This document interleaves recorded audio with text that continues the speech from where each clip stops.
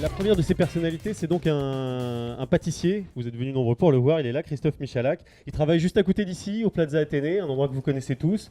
Il a déjà eu plein de vies, il va nous en parler, il en aura encore beaucoup d'autres. Bonsoir Christophe, merci d'être là. Bonsoir Julien. Le thème de cette première soirée, c'est donc le beau et le bon. On va se demander comment marier les deux.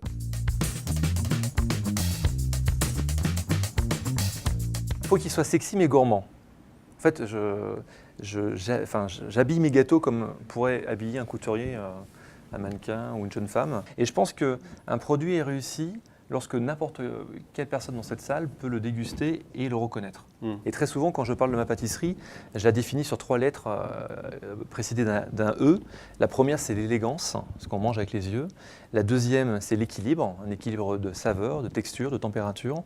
Et la troisième lettre, c'est l'émotion totale que va me procurer le gâteau que je vais manger. Et en fait, c'est un peu... moi, je travaille toujours à l'émotion. Quand je vais voir un film au cinéma, quand je vais voir une pièce de théâtre, quand je me balade dans la rue et que je vois les vitrines d'Alain Lechter, j'ai besoin d'avoir une émotion. S'il n'y a pas d'émotion, pour moi, il n'y a pas de vie. En fait, je m'inspire du lieu et c'est super important. Et je pense que dans la mode, c'est exactement pareil. Je travaille sur l'avenue Montaigne, donc je m'inspire de la mode et je m'inspire surtout de la tradition qu'évoque l'hôtel. Et à travers ça, en fait, j'ai décuplé une forme de pâtisserie un peu originale, un peu ludique. Mais avant d'être ludique, avant d'être jolie, elle est bien évidemment très bonne. En tout cas, j'espère. Ouais. En cuisine, lorsque tu dresses une assiette, tu as l'impression que tu sauves une vie. C'est un peu à quelque chose près ça. Et quand tu es dans cette difficulté, en fait, ça te sort un peu du train-train de la pâtisserie classique qu'on nous apprend à l'école, où en fait tout est pesé, minuté, calculé, où là, à un moment donné, ben voilà, il y a de l'instinct. Et ça, c'est quand même très sexy. C'est peut-être pour ça, c'est ce côté un peu instinctif de la pâtisserie, de restauration et d'hôtellerie qui m'ont amené à faire des gâteaux un peu différents.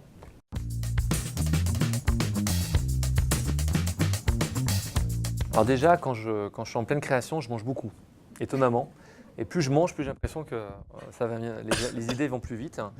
Et en règle générale, j'ai vraiment l'idée précise de ce que je veux faire. Je sais quel parfum je veux associer, je sais la texture que je veux.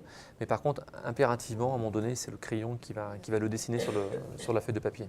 Ça, c'est impératif.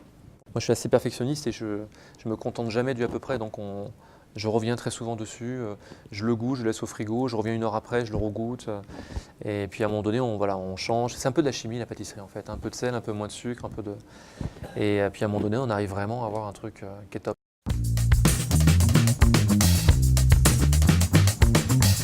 Alors déjà, la petite histoire, c'est que j'ai une maman j'ai vécu seul avec ma maman et c'est ma maman qui faisait...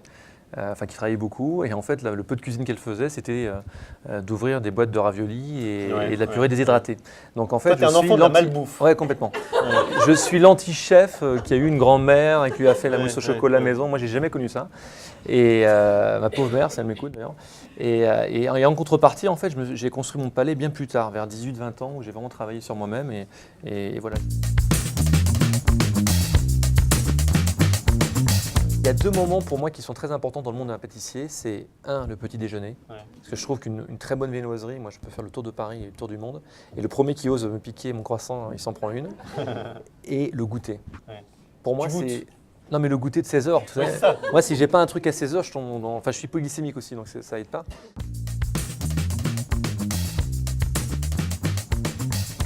Le flan, il y a un truc. Quand j'étais petit, en fait, on m'appelait Bouboule, donc j'étais haut comme ça, j'étais plus large que haut. Et en fait, j'étais très gourmand.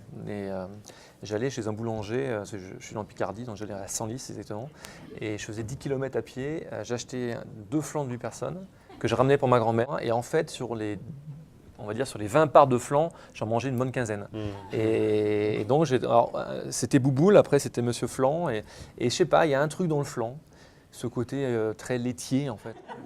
Dimension un peu érotique aussi, on va pas se raconter d'histoire. Il n'y a pas plus sexy que le flan. C'est ça.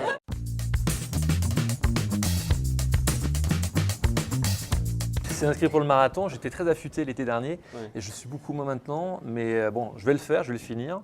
Mais dans quel état Dans quel état je me suis on ne sait pas. Mais une chose qui est sûre, c'est que je vais en baver, je vais certainement perdre 1 ou 2 kilos quand je vais courir et je vais pouvoir violemment me concentrer sur les gâteaux après.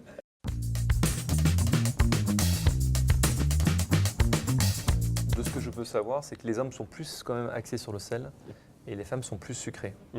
Bon, c'est un avantage, je préfère.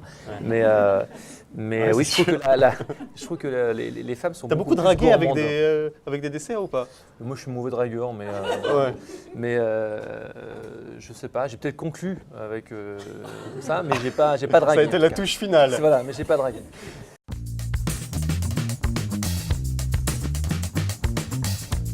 À un moment donné, il faut juste comprendre que bien manger, c'est un vrai respect de soi et un respect des autres.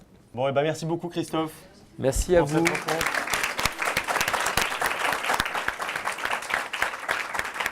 Merci à vous tous.